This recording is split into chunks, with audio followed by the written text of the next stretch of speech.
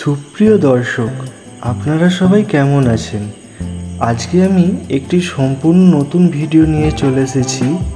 কথায় আছে না, বাঙালির 12 মাসে 13 পার্বণ।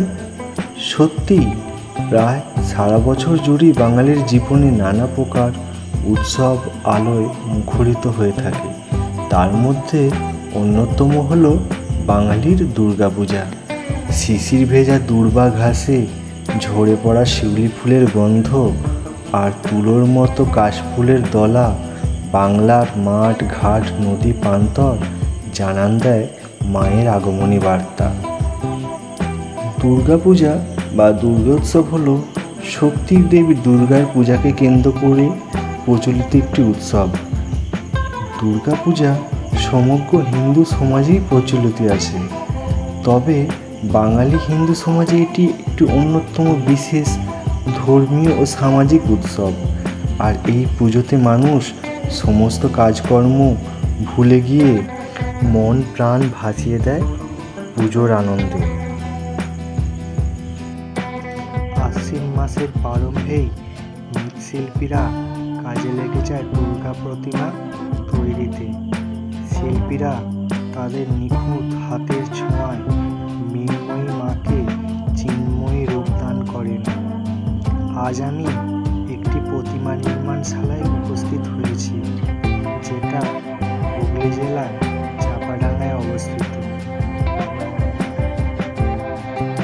এখানকার শিল্পীদের প্রকৌশলী হাতের কাজ অত্যন্ত মুগ্ধ করে, তাই এখানকার প্রতিমা তারকেশ্বর এবং চাপাডাঙ্গা তাছাড়া আশেপাশের অনেক পূজা মণ্ডপেই এখান থেকে অর্ডার আসে।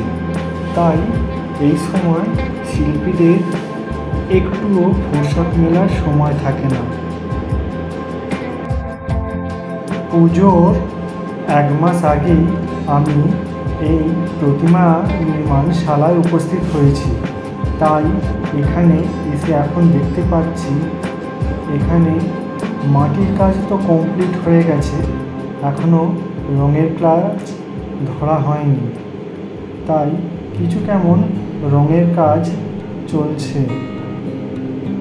এখানকার যে দাদাভাই ঠাকুর নির্মাণ করে তিনি অত্যন্ত ভালো।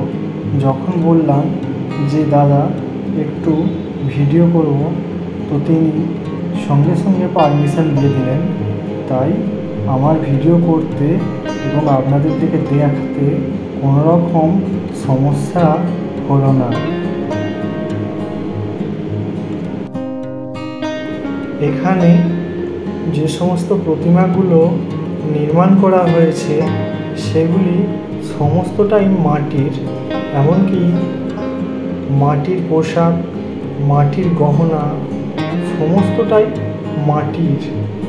যখন এগুলো রং দিয়ে ফোটানো হবে তখন এক আলাদা সৌন্দর্য ফুটে উঠবে। একটু ভালো করে লক্ষ্য করলে দেখবেন এখানে যে সমস্ত প্রতিমাগুলো রয়েছে তার মধ্যে কার্তিক, গণেশ, লক্ষ্মী, সরস্বতী একটু ভিন্নধর্মী টাইপের।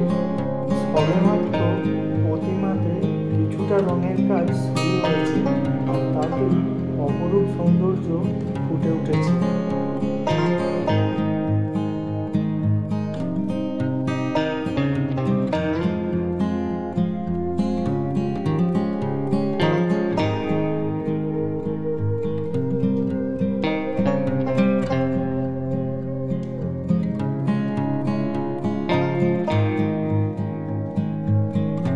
কালকে গণেশ চতুর্থী, তাই এখন গণেশের লাস্ট ফিনিশিংয়ের কাজ চলছে।